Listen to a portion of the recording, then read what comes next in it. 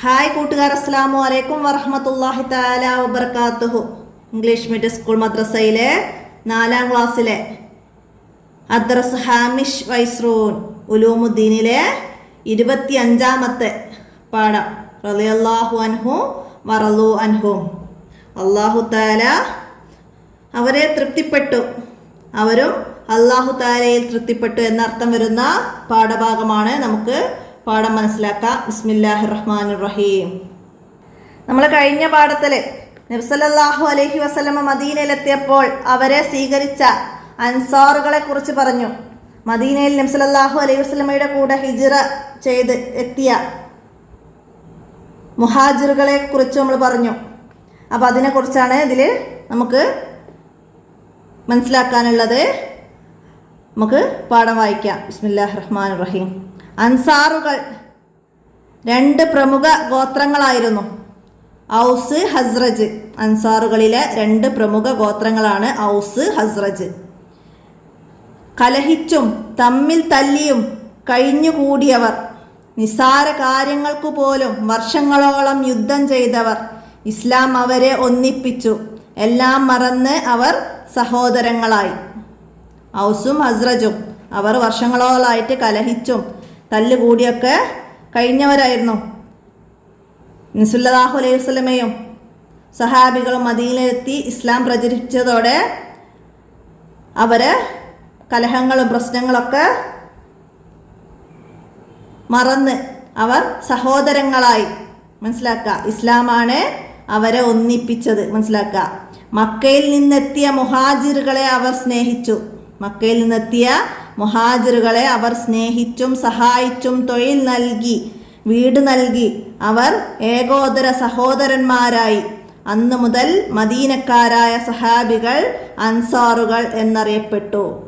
മദീനക്കാരായ സഹാബികളാണ് അൻസാറുകൾ. മനസ്സിലാക്കുക, അൻസാറുകൾ എന്നറിയപ്പെട്ടത്. മക്കയിൽ നിന്നെത്തിയവരാണ് മുഹാജിറുകൾ എന്ന് അറിയപ്പെട്ടത്. നബി സല്ലല്ലാഹു അലൈഹി വസല്ലമയുടെ കൂടെ മക്കയിൽ നിന്നെത്തിയവർ മുഹാജിറുകൾ എന്നും മദീനക്കാരായ സഹാബികൾ അൻസാറുകൾ എന്നും അറിയപ്പെട്ടു. മസ്ജിദുൻ നബവി നിർമ്മിച്ചതോടെ ആരാധനാലയം എന്ന പോലെ അത് ഇസ്ലാമിൻ്റെ ഭരണശിരാകേന്ദ്രവുമായി. ഇസ്ലാമിൻ്റെ ഭരണശിരാകേന്ദ്രം ഏതാണ്? മസ്ജിദുൻ നബവി. മനസ്സിലാക്കുക, ചോദ്യം വരാറുണ്ട്. ഇസ്ലാമിൻ്റെ ഭരണശിരാകേന്ദ്രം മസ്ജിദുൻ നബവി. പാഠശാലയും കോടതിയും സാന്ത്വന കേന്ദ്രവുമായി അത് മുസ്ലിങ്ങളുടെ ഏറ്റവും പ്രധാനപ്പെട്ട 2ാമത്തെ മസ്ജിദാണ്.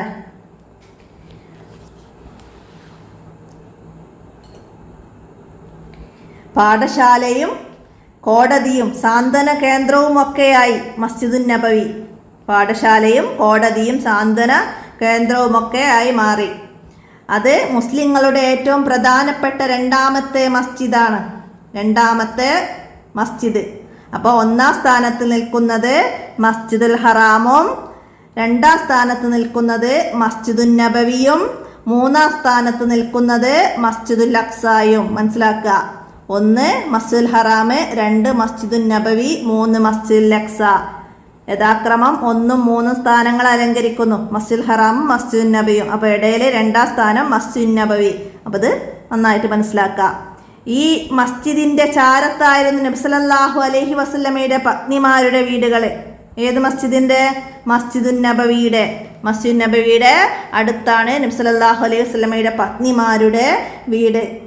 നബി സല്ലല്ലാഹു അലൈഹി വസല്ലമ അന്ത്യവിശ്രമം കൊള്ളുന്നത് ആയിഷ റളിയല്ലാഹു അൻഹായുടെ വീട്ടിലാണ്.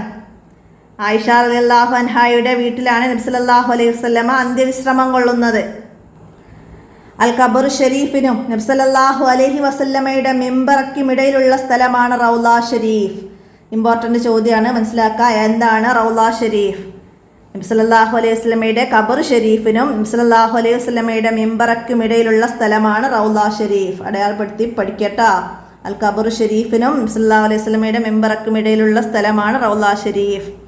പിന്നീട് പലപ്പോഴായി പള്ളിയുടെ പുനരുദ്ധാരണം നടന്നു. ഇപ്പോൾ അതിന് 1,00,000 സ്ക്വയർ മീറ്റർ വിസ്തൃതിയുണ്ട്. ഇപ്പോൾ മസ്ജിദുൻ നബവിയുടെ വിസ്തൃതി എത്ര? 1,00,000 സ്ക്വയർ മീറ്റർ വിസ്തൃതിയുണ്ട്. മനസ്സിലാക്കുക. നാനാഭാഗത്തു നിന്നും നബി സല്ലല്ലാഹു അലൈഹി വസല്ലമയെ കാണാൻ ആളുകൾ ഒഴുകിയെത്തി. ഇസ്ലാം നാൾക്ക് നാൾ ശക്തമായിക്കൊണ്ടിരുന്നു. അറിവിൻ്റെ സദസ്സുകളാൽ മദീന സമൃദ്ധമായി. സ്നേഹവും സാഹോദര്യവും സമത്വവും ജനങ്ങൾ ജീവിതത്തിൽ പകർത്തി. മുഹാജിറുകളും അൻസാറുകളുമാണ് ഇസ്ലാമിലെ ഒന്നാം തലമുറ. ഇസ്ലാമിലെ ഒന്നാം തലമുറ ആരാണ്? മുഹാജിറുകളും അൻസാറുകളുമാണ്. മനസ്സിലാക്കുക. നബി സല്ലല്ലാഹു അലൈഹി വസല്ലമയിൽ നിന്ന് അവർ ഇസ്ലാം പഠിച്ചു, പൂർണ്ണ മുസ്ലിങ്ങളായി ജീവിച്ചു. നബി സല്ലല്ലാഹു അലൈഹി വസല്ലമയെ വാക്കിലും പ്രവൃത്തിയിലും മാതൃകയാക്കി. ദീനിനു വേണ്ടി ധാരാളം ത്യാഗങ്ങൾ സഹിച്ചു. ആ മാതൃക പിൻഗാമികൾക്ക് പകർന്നു നൽകി. അവരെ പിൻപറ്റി ജീവിക്കുന്നവരാണ് യഥാർത്ഥ മുസ്ലിങ്ങൾ. അല്ലാഹു തആല പറയുന്നു, വസ്സാബിഖൂനൽ അവ്വലൂന മിനൽ മുഹാജിരീന വൽ അൻസാരി വല്ലദീന തബഊഹും ബിഇഹ്സാനിൻ റളിയല്ലാഹു അൻഹു വറളൂ അൻഹു വഅദ്ദ ലഹും ജന്നാത്തിൻ തജ്രി തഹ്തിഹൽ അൻഹാറു ഖാലിദീന ഫീഹാ അബദാ ദാലികൽ ഫൗസുൽ അളീം. സത്യദീനിലേക്ക് ആദ്യമായി കടന്നുവന്ന മുഹാജിറുകളും അൻസാറുകളും നന്മയിൽ അവരെ പിന്തുടരുന്നവരും അല്ലാഹു തആല അവരെ തൃപ്തിപ്പെട്ടു. അവർ അല്ലാഹുവിനെയും തൃപ്തിപ്പെട്ടു. അവൻ അവർക്ക് താഴ്ഭാഗത്തുകൂടി നദികളൊഴുകുന്ന ആരാമങ്ങൾ ഒരുക്കി വച്ചിരിക്കുന്നു. അവർ അതിൽ ശാശ്വതമായി താമസിക്കും. അതാണ് മഹത്തായ വിജയം. അൻസാറുകളും മുഹാജിറുകളുമാണ് ഇസ്ലാമിൻ്റെ ഒന്നാം തലമുറ.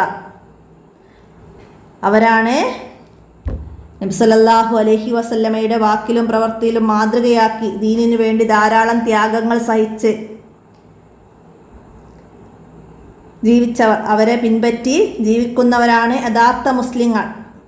അവരെപ്പറ്റി അല്ലാഹു തആല പറഞ്ഞതാണ് എന്ത്? സത്യദീനിലേക്ക് ആദ്യമായി കടന്നു വന്ന മുഹാജിറുകളും അൻസാറുകളും നന്മയിൽ അവരെ പിന്തുടരുന്നവരും. അല്ലാഹു തആല അവരെ തൃപ്തിപ്പെട്ടു. അവർ അല്ലാഹുവിനെയും തൃപ്തിപ്പെട്ടു. അവൻ അവർക്ക് താഴ്ഭാഗത്തുകൂടി നദികളൊഴുകുന്ന ആരാമങ്ങൾ ഒരുക്കി വച്ചിരിക്കുന്നു. അവർ അതിൽ ശാശ്വതമായി താമസിക്കും. അതാണ് മഹത്തായ വിജയം. മനസ്സിലാക്കുക. മുഹാജിറുകളുടെയും അൻസാറുകളുടെയും പാത പിൻപറ്റി ജീവിക്കാൻ അല്ലാഹു തആല നമുക്ക് തൗഫീക്ക് ചെയ്യട്ടെ. ആമീൻ. ദാലിക്കൽ ഫൗസുൽ അളീം. അതാണ് മഹത്തായ വിജയം. മനസ്സിലാക്കുക. ഇഖ്റ നഫമൊക്കെ വായിച്ച് മനസ്സിലാക്കുക. നമുക്ക് ദഫ്തർ തോലിബ് നോക്കി വർക്ക് കംപ്ലീറ്റ് ആക്കാം. നുജിബ് ചോദ്യങ്ങൾക്ക് ഉത്തരം എഴുതാനാണ്. അൻസാറുകളുടെ 2 ഗോത്രങ്ങളുടെ പേര് എഴുതുക. അൻസാറുകളുടെ ഗോത്രങ്ങളിൽ 2 പ്രമുഖ ഗോത്രങ്ങൾ ഏതൊക്കെയായിരുന്നു? ഔസ്, ഹസ്രജ്. അപ്പോൾ രണ്ടും അടയാളപ്പെടുത്തിയിട്ട് അവിടെയൊക്കെ എഴുതുക. 2 എന്താണ്? ഇസ്ലാമിൻ്റെ ആദ്യ ഭരണസിരാകേന്ദ്രം. ഇസ്ലാമിൻ്റെ ആദ്യ ഭരണസിരാകേന്ദ്രം ഏതാണ്? മസ്ജിദുൻ നബവി നിർമ്മിച്ചതോടെ ആരാധനാലയം എന്ന പോലെ അത് ഇസ്ലാമിൻ്റെ ഭരണസിരാകേന്ദ്രവുമായി. അപ്പം മസ്ജിദുൻ നബവി എന്നത് അവിടെയൊക്കെ എഴുതുക. 3-മത്തത് ലോകത്തെ ഏറ്റവും പ്രധാനപ്പെട്ട 3 മസ്ജിദുകൾ ഏതൊക്കെയാണ്? അത് ക്രമപ്രകാരം തന്നെ പഠിക്കുക. ഏതൊക്കെയാണ്? മസ്ജിദുൽ ഹറാം, മസ്ജിദുൻ നബവി, മസ്ജിദുൽ അഖ്സ. 1, 2, 3 യഥാക്രമം അങ്ങനെ തന്നെ പഠിക്കുക, എഴുതി വെക്കുക കേട്ടോ. അടുത്തത് പ്രവാചക പത്നിമാരുടെ വീടുകൾ എവിടെയായിരുന്നു? മസ്ജിദുൻ നബവിയുടെ ചാരത്താണ്. ഈ മസ്ജിദിൻ്റെ ചാരത്തായിരുന്നു നബി സല്ലല്ലാഹു അലൈഹി വസല്ലമയുടെ പത്നിമാരുടെ വീടുകൾ എന്ന് പറഞ്ഞു. അപ്പോൾ ഇവിടെ മസ്ജിദുൻ നബവിയുടെ ചാരത്തായിരുന്നു. അങ്ങനെ എഴുതുക. മസ്ജിദുൻ നബവിയുടെ ചാരത്തായിരുന്നു എന്ന് എഴുതുക. അടുത്തത് നബി സല്ലല്ലാഹു അലൈഹി വസല്ലമയുടെ ഖബർ ഷരീഫ് എവിടെയാണ്? നബി സല്ലല്ലാഹു അലൈഹി വസല്ലം അന്ത്യവിശ്രമം കൊള്ളുന്നത് ആയിഷ റളിയല്ലാഹു അൻഹയുടെ വീട്ടിലാണ്. അതാണ് ഖബർ ഷരീഫ് എന്ന് പറഞ്ഞാൽ. റൗള ഷരീഫ് എന്നുള്ള വേറെ ചോദ്യമായിട്ട് തന്നെ വന്നാലാണ് അത് അവിടെ മറ്റത് എഴുതേണ്ടത്. ഇത് ഖബർ ഷരീഫ് എവിടെയാണെന്ന് വെച്ചാൽ ആയിഷ ബീവി റളിയല്ലാഹു അൻഹയുടെ വീട്ടിലാണ് എന്നത് മനസ്സിലാക്കി എഴുതുക. അത് നുൻഷിൽ ജുമല കമാഫിൽ മിസാലി ഉദാഹരണത്തിലേതുപോലെ എഴുതാനാണ്. ദാലിക കിതാബു.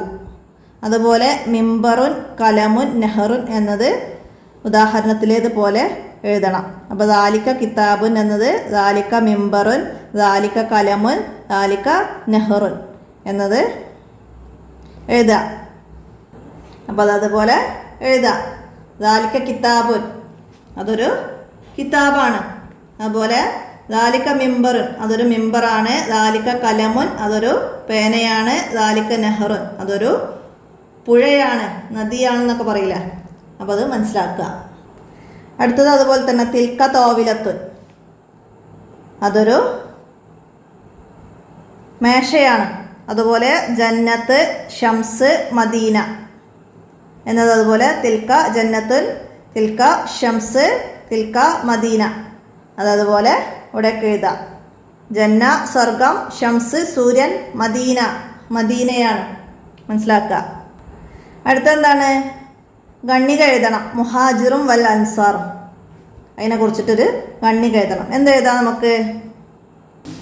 ഇവിടുന്ന് എഴുതാം. മക്കയിൽ നിന്നെത്തിയവരെ മുഹാജിറുകൾ, അവരെ സ്നേഹിച്ചും സഹായിച്ചും തൊഴിൽ നൽകിയും വീട് നൽകിയും അവർ ഏകോദര സഹോദരന്മാരായി.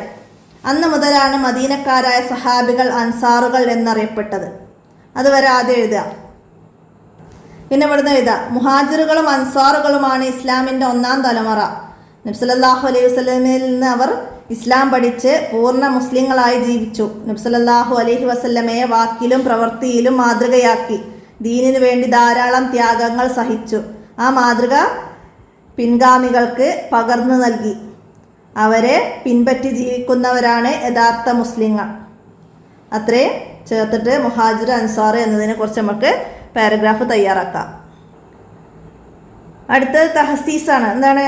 മുഹാജിറുകളും അൻസാറുകളും ദീനിന് വേണ്ടി സഹിച്ച ത്യാഗങ്ങൾ അതിനെ കുറിച്ചിട്ട് നമുക്ക് എഴുതണം. അപ്പോൾ നമ്മൾ കഴിഞ്ഞ പാഠത്തിലും ഈ പാഠത്തിലും കൂടിയിട്ട് അൻസാറുകളെയും മുഹാജിറുകളെയും കുറിച്ച് നമ്മൾ മനസ്സിലാക്കിയ കാര്യങ്ങൾ പകർത്തുകയാണ് വേണ്ടത്. അപ്പോൾ എന്തൊക്കെയാണ് നമ്മൾ പഠിച്ചത്? നബി സല്ലല്ലാഹു അലൈഹി വസല്ലമയും സഹാബികളും മക്കയിൽ നിന്ന് മദീനയിലേക്ക് ഹിജ്റ വന്നു. അവരെ